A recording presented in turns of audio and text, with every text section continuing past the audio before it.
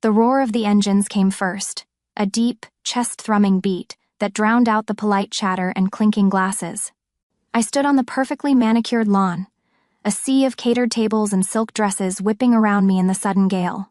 My father, Richard, a man who believed his opinion was fact, had his face frozen in a mask of pure disbelief. His laugh died in his throat as the shadow of the matte Black Hawk passed over him. My father always said my head was in the clouds. I thought to myself, he just never imagined what I did up there. I turned to my stunned family, my voice cutting through the noise. That's my bus. Just 2 hours earlier, the scene had been one of sickeningly familiar celebration. We were at a lavish family reunion at a remote park pavilion, all for my brother Kevin, the family's undisputed golden child, who was being lauded for his promotion to senior brand strategist. My father was holding court, his voice booming with pride as he recounted Kevin's triumphs.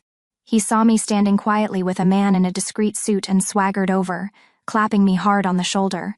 It was a gesture meant to look affectionate but feel like an anchor. "This one here," he announced to the man, "flies helicopters for the army."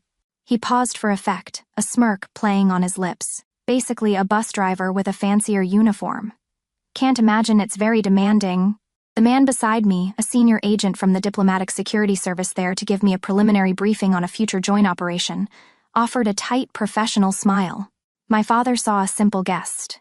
I saw the man whose team I would be responsible for keeping alive. The insult landed. Just another tally on the internal ledger of 1,000 other dismissals I had endured for years. But this time was different. I watched the agent's eyes. His polite expression didn't change, but something behind it did. A subtle shift, a flicker of professional reassessment.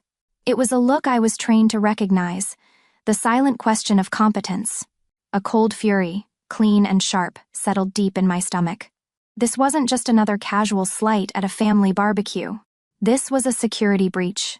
My father's ego, in its infinite need to belittle me, had just actively undermined my operational integrity before the mission had even begun. This was no longer about family drama, it was about lives. He thought he was just making another joke at my expense. He had no idea he'd just demonstrated my unreliability to a man whose team I was supposed to protect in 2 weeks. To understand the protocol I had to invoke to fix this, you have to understand the 2 lives I was living. To my family, I was Avi. Avi was the quiet one, the one who was always away. She had a government job that was too complicated to explain at dinner parties, so no one really bothered to ask. Avi was a placeholder, a ghost at the table whose accomplishments were measured in their politeness and her ability to not interrupt when my brother was talking. They were comfortable with Avi. They had no idea who Valkyrie was. Valkyrie was the person I became the moment the cockpit door sealed shut. And Valkyrie was about to burn Avi's world to the ground. I remember one Christmas dinner perfectly. The air was thick with the scent of pine and roasting turkey, a manufactured warmth that never quite reached me. My brother Kevin was holding court, his hands dancing in the air as he told the dramatic tale of landing a new sparkling water account.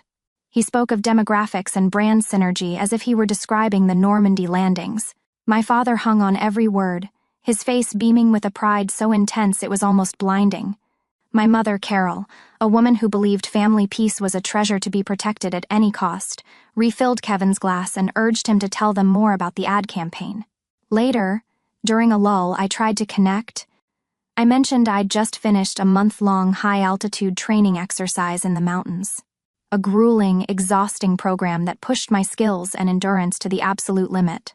My mother just patted my hand, her eyes already glazing over. "That's nice, dear," she said, her voice a soft wall of dismissal. Before I could say another word, she turned back to my brother. "Kevin, tell us more about the marketing budget." My father chuckled into his napkin. "Still playing with the government's expensive toys, Avi?" The internal ledger clicked another entry, the thousands they'd spent on Kevin's business degree, the car they'd co-signed for.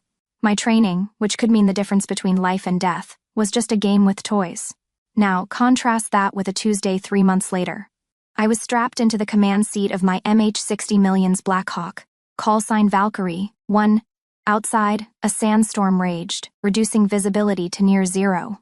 Below us, on a narrow, treacherous mountain ridge in a region I can't name, a Delta Force team was taking fire and needed extraction. The green glow of the instruments was the only light in a world of violent, howling chaos.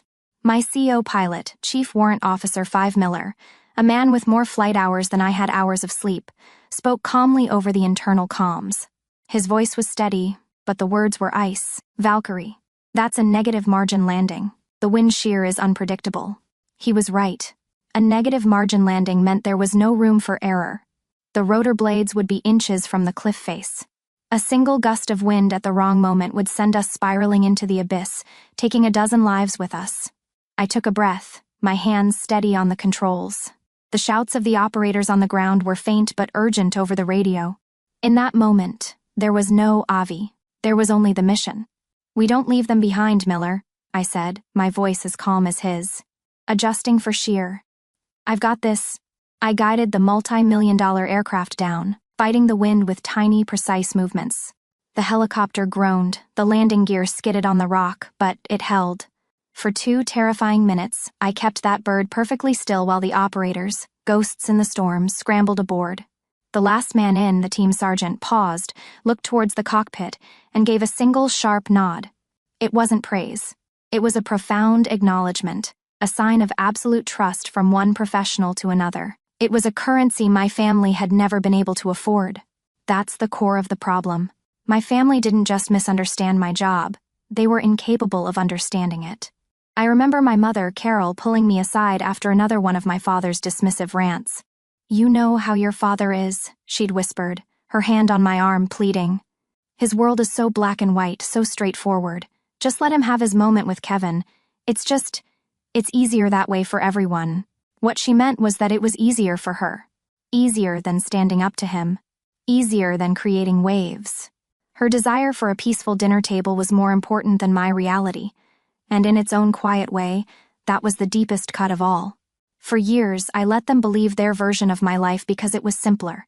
But their narrative had just collided with my reality. My father only respected things he could see and touch. So I decided it was time to show him. As my father's laughter echoed behind me, something inside me went perfectly still. The familiar sting of humiliation was gone, replaced by a chillingly clear sense of purpose. I walked away from the catered tables and the polite party chatter, my focus narrowing to a single operational problem. The doubt I had seen in the DSS agent's eyes was a contamination. It was a threat to the mission, and it had to be neutralized. This was no longer about my feelings. It was about re-establishing control. My hand went to the hardened, heavy comms device in my pocket, a piece of my real world. The objective was simple: erase the question mark my father had just placed over my competence. My credibility wasn't a matter of pride, it was a mission-critical asset that had been compromised. I pulled up the recall notification on the secure screen. The window was tight. A standard extraction meant getting a sterile vehicle to this remote location, driving to the nearest airfield and then flying out, a delay of at least 90 minutes. The mission would be scrubbed, the opportunity lost. Failure was not an option. My thumb moved deliberately across the screen, scrolling through a list of operational procedures. Most were routine, familiar, but then I found one I had only ever studied in simulations. Directive 7, emergency field extraction from a non-secured civilian zone. It was a protocol of last resort, a high-cost, high-risk maneuver that consumed immense resources and required direct command authorization. It was designed for dire circumstances where the mission was more important than the budget or the potential for public exposure. For a moment, I hesitated. This was a very big lever to pull, but the justification was clear. This wasn't a tantrum, it was a tactical necessity. I began composing a coded message, my words precise and devoid of emotion. I was writing to General Hale, my commanding officer, a man who saw the world as a series of problems to be solved and had little patience for excuses. The message wasn't, "My dad hurt my feelings." It was, "Compromised interagency confidence. Need to demonstrate immediate operational readiness and asset capability to concerned party on site. Activating Directive 7 to meet critical timeline. Requesting immediate bird to current grid." I hit send. The reply came back in less than 15 seconds. It was just as precise. Justification approved. Valkyrie 1, your bus is on the way. Hold the LZ. That was it. The pieces were in motion. This wasn't a trap for my family, it was a calculated piece of operational theater for the benefit of one man. My family, and their entire self-important party, were about to become the backdrop for a capabilities demonstration. The authorization came through in seconds. The system I had dedicated my life to was responding. My family thought I was leaving to catch a bus. They had no idea I had just called down the thunder. I returned to the party, a world of polite smiles and quiet judgments, and it felt like visiting a foreign country. My brother Kevin was still in the middle of his victory speech, using words like synergy and deliverables as if they were profound truths. The guests, my parents' friends mostly, nodded along with feigned interest. I ignored them all. My focus was on the wide, open lawn that stretched out beyond the pavilion. I walked towards its center, my shoes sinking slightly into the manicured grass, and I calmly checked my watch. The clock was ticking. Out of the corner of my eye, I saw the DSS agent watching my every move, his expression unreadable but intensely focused. He knew something was about to happen. My father, of course, couldn't resist one last jab. He saw me standing alone, apart from the group, and his voice boomed across the lawn, thick with condescending amusement. "Leaving so soon, Avi?" he shouted, a smug laugh already forming. "Don't let us keep you. Bus stop's that way."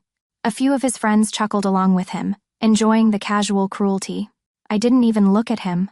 I just stared at the empty sky. There was nothing to say. The time for words, for trying to explain, for hoping to be understood, was over. All those years of being dismissed, of being the footnote in my own family's story, were about to be redacted. It began as a feeling more than a sound. A low, rhythmic pulse I could feel in the soles of my feet. Whump, whump, whump. It was a heartbeat, deep in the earth, growing steadily stronger. Kevin's speech faltered as a few people glanced around, annoyed by the interruption. The sound grew, gaining texture, becoming a definitive, percussive roar that vibrated in your chest. All conversation stopped. Heads turned, no longer annoyed but confused, then alarmed, searching the sky for the source of the incredible noise. Then it broke through the tree line. It wasn't a helicopter, not in the way people think of them. It was a weapon, a matte black MH-60 Millions Blackhawk, stripped of all markings, moving with a terrifying and disciplined speed. It didn't glide. It sliced through the air with an apex predator's intent, its presence an immediate and shocking violation of the peaceful afternoon. It banked hard, its shadow falling over the entire party, a sudden dark eclipse that blotted out the sun. The roar was now a physical force, a deafening wave of sound that shook the very ground we stood on. The Blackhawk didn't land. It descended with impossible precision and entered a low, rock-steady hover 3 feet off the ground, directly in front of me. The rotor wash hit the party like a hurricane. Tablecloths were torn away, plates and glasses were blasted into the air, and Kevin's carefully prepared presentation notes vanished in a swirl of white confetti. People screamed, shielding their faces as the manicured lawn became a storm of flying debris. The side door was open, and framed within it were 2 crew chiefs in full combat gear, their faces obscured by dark helmet visors. They were perfectly still, all business, specters from a world my family refused to believe I inhabited. I finally turned to look at my father. The smug smirk was gone, melted away and replaced by a slack-jawed, hollow-eyed gape. His face, which had been so ruddy with pride moments before, was now pale with a brand of shock that bordered on terror. My mother, Carol, was clutching Kevin's arm, her knuckles white, her carefully maintained composure utterly shattered. They weren't looking at a machine. They were looking at an irrefutable fact, a truth so powerful it was literally blowing their world apart. This was real. In the eye of the storm, I felt a profound calm. I met my father's terrified gaze, and my voice was clear and steady, cutting through the incredible noise. "That's my bus." I turned away from him, my focus shifting to the only other person here who mattered. I looked at the DSS agent and gave him a sharp, confident nod. It was a silent, professional communication that said everything that needed to be said. "This is who I am. This is the capability at my command. Your team will be safe." He responded instantly with a nod of his own, his expression now one of pure, unadulterated respect. The question mark was gone. I turned and sprinted towards the waiting aircraft, the wind tearing at my clothes. With a practiced efficiency born of 1,000 repetitions, I grabbed the harness, clipped it into my belt, and was hauled aboard. The Black Hawk didn't linger. It tilted, the nose dipping aggressively, and surged into the sky with a force that pressed me back into my seat, vanishing over the horizon in seconds. My father spent my entire life thinking my job was a joke. In the end, it only took 30 seconds of rotor wash to blow that joke away forever. I wasn't there for what happened after we vanished over the horizon. I was already in my other world, my focus locked on the mission ahead. But the story of the aftermath trickled back to me later, through a debriefing with the DSS agent. He described a scene of absolute deafening silence on the ruined lawn, broken only by the wind rustling through the trashed pavilion. My family stood frozen, like statues in a diorama of a disaster scene. He said he walked over to my father, who was still staring at the empty sky, his face a hollow mask of shock. The agent didn't shout. His voice, he said, was cold and quiet. He held out his business card. "Your daughter is not a bus driver," he told my father. "You have no idea who she is." My father took the small, stiff card automatically, his eyes never leaving the sky. The agent turned and walked away without another word, leaving my father standing there, holding a tiny rectangular key to a universe he never knew existed, a universe in which he was not the center. I imagine him looking down at that card, at the official seal and the man's title, and feeling the weight of 30 years of willful ignorance collapse on him in a single, silent moment. 6 months later, the world had shifted on its axis. I stood at the head of a sterile briefing room, the air humming with the quiet energy of focused professionals. On the screen behind me were the schematics for our next mission, Operation Scythe. The room was filled with operators from different units, their faces serious, their attention entirely on me. The same DSS agent from the party was there, sitting in the front row. When I finished outlining the air insertion plan, he was the first to speak. His voice was loud and clear, meant for everyone in the room to hear. "My team's confidence in our air support is absolute, Major." He called me Major, not Avi. He didn't have to say my name. In that room, I only had one, Valkyrie. It wasn't a nickname. It was a call sign spoken with a quiet reverence, a title that had been earned in storms and on mountaintops, not given at birth. This was my new reality. There were no loud celebrations for a marketing deal, no desperate need for a father's approval. There was only the quiet, profound respect of peers who understood the stakes, who knew what it meant to put your life in someone else's hands. It was a respect I had never sought, but one I had built, mission by mission. My real family looked different now. They weren't people I was bound to by blood, but by trust forged under immense pressure. I found my family in a cavernous hangar late one night after a grueling mission. The air smelled of jet fuel and ozone. My crew and I, Miller and the 2 young crew chiefs, sat on a crate sharing a bottle of water in near silence, too exhausted to speak. We were covered in sweat and grime, but a deep, unspoken camaraderie settled over us. We had been through the crucible together and brought everyone home. There was no need for grand speeches. We just knew. This was belonging. It was a foundation of competence and mutual reliance, a fortress against the kind of conditional love I had grown up with. One evening, I was in my office, plotting flight paths for a training exercise. My personal phone, so often silent, buzzed on the desk. I glanced at it. It was a text from my father. My breath caught in my throat for just a second, a ghost of an old reflex. The message was short. "Your mother and I saw a story on the news about a rescue in the mountains. Was that you?" It was the first time in my entire life he had ever asked about my work with anything that even resembled genuine curiosity, let alone respect. The invisible child part of me, the part that had starved for his validation for so long, felt a faint, pathetic flicker of triumph. But it was only a flicker. I looked at the message, at the words on the screen, and I felt a profound and peaceful quiet. The question mark in his text didn't need an answer from me. The anger was gone. The hurt was gone. The desperate need to be seen by him was, finally, gone. My peace was no longer a hostage to his approval. I held my thumb over the screen, and with a simple, calm motion, I archived the message without replying. My eyes were already back on the flight map in front of me, tracing the lines that led to my future. My legacy was waiting for me in the sky. My father thought my ride was the bus, and in a way, he was right. I just drive the bus that goes to hell and back to make sure everyone else gets home safe. If you've ever had to prove your skills in a world that refused to see them, tell us your story in the comments. In this community, we know what a real ride looks like.